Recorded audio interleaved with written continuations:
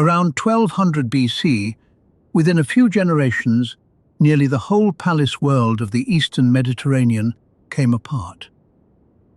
Not one empire in one place, a whole web of kingdoms, from Greece to Syria, failing within decades.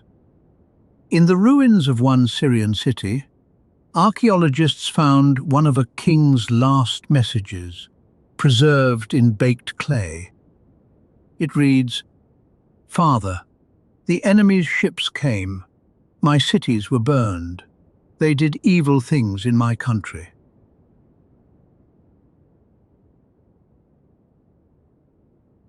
Soon after, Ugarit, one of the richest trading cities of its age, was destroyed.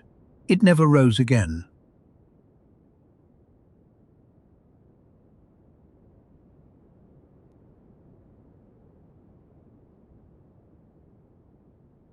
Cities can fall to war, but this was different.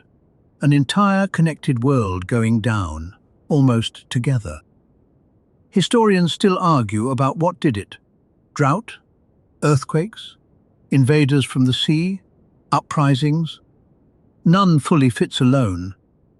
But the receipts point somewhere stranger. The thing that killed these kingdoms may be the thing that built them.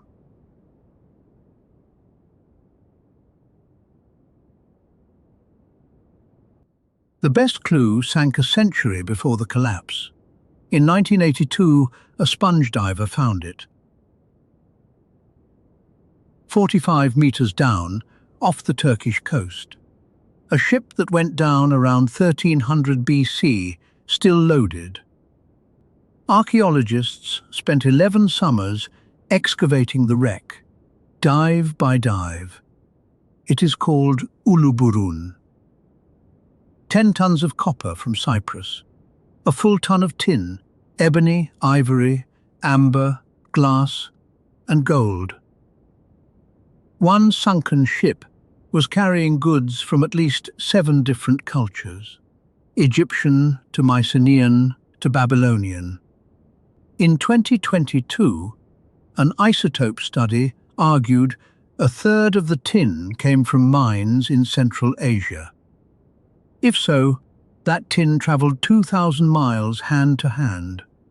The sourcing is disputed. The scale is not. Why does that matter? Because this entire age ran on bronze. And bronze is copper plus tin.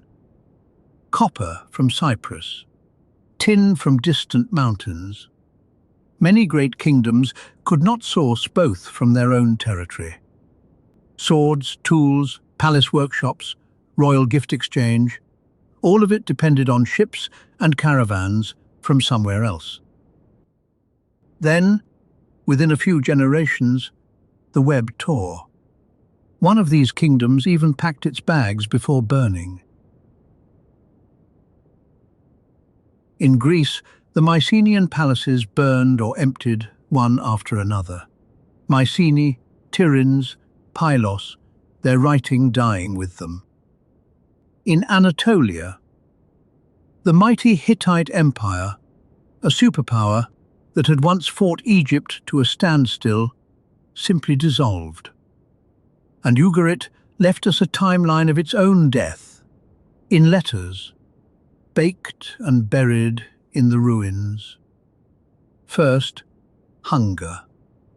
A Hittite king demands a grain ship from Ugarit, ending a matter of life or death. Egypt itself was shipping grain north. To keep alive the land of Hatti, superpowers begging for bread. Then the letters changed subject. Enemy ships sighted offshore, towns along the coast burning, requests for troops unanswered. Then the letters stop. One final plea, "My cities were burned," may never even have been sent. Egypt fought off the attackers and survived. So did Assyria, weakened, but the world they belonged to did not. Then a modern reassessment checked 153 supposed destructions. 94 were misdated, assumed, or falsely cited. So there was no single night of fire. Then what collapsed? The famous answer is carved on Egypt's walls. At Medinet Habu, Ramesses III carved his victory story. The foreign countries made a conspiracy in their islands. No land could stand before their arms. The inscription says, listing Hatti, Carchemish, Cyprus, cut off at one time. Egypt met them in Ramesses' year 8, conventionally 1177 BC, and beat them on land and water. We call these raiders the Sea Peoples. The Egyptians never did. That name was invented in 19th century France. And Egypt's reliefs show something strange: ox carts, women, children. Many scholars read this as a migration. Whatever drove them, the region was under pressure. Pollen beneath the Sea of Galilee records an extraordinary dry spell. Junipers in Anatolia recorded 3 brutal drought years in a row, around 1198 to 96 BC. One theory adds earthquakes, a 50-year storm of them, leaving dozens of sites with telltale crushed walls. Invaders, drought, earthquakes, unrest. Historians once picked favorites. The evidence now points away from one killer, toward overlapping shock. But several things went wrong is not an explanation. The real question: why could nobody absorb the shocks? These kingdoms had survived droughts before, rebuilt after earthquakes, repelled raiders. This time, the blows landed together. And they landed on a system built to spread. Remember the ship? Distant tin, Cypriot copper, 7 cultures. The network that moved metal could also carry shortages. Drought can starve farms. Scarcity can drive migration, unrest, raiding. Raiding can cut the sea lanes, and somewhere far down the chain, a tin shipment quietly never arrives. Less tin meant less new bronze, weapons harder to replace, tools harder to supply, royal gifts harder to sustain. One missing shipment was survivable. A broken network was something else. Their strength increasingly depended on one another. The connections that made them rich now carried the collapse. One strong modern model, not one killer, a cascade. Now the strangest receipt finally makes sense. Hattusa, the mighty Hittite capital, was not overrun in the night. Excavators found its great buildings strangely empty. Few treasures, few documents. The royal administration had packed and gone.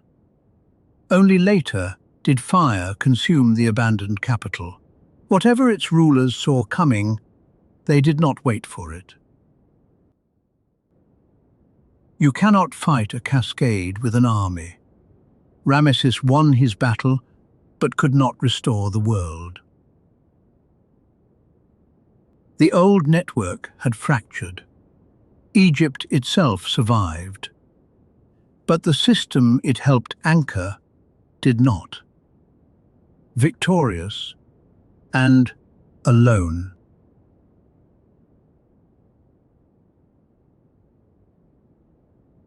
"1177 did not end the world in one day. It is shorthand, like Rome's 476. The unraveling took decades. Many great palaces were gone.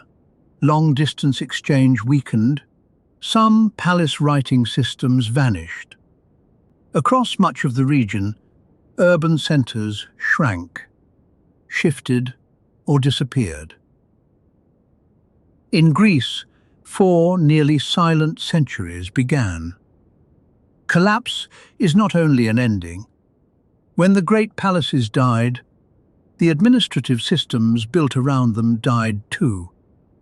Into the gap, over the centuries that followed, moved smaller, nimbler players. Phoenician towns sailing the old routes. And they carried something else, alphabetic writing, a script that travelled with merchants as well as kings. And in Greece, stories of a lost heroic world survived and changed. Golden palaces, bronze heroes, war fleets. Centuries later, that living tradition helped shape the Iliad and the Odyssey, carrying echoes of the world that fell. Rubble, shipwrecks, receipts, a world built through connection and made vulnerable by it.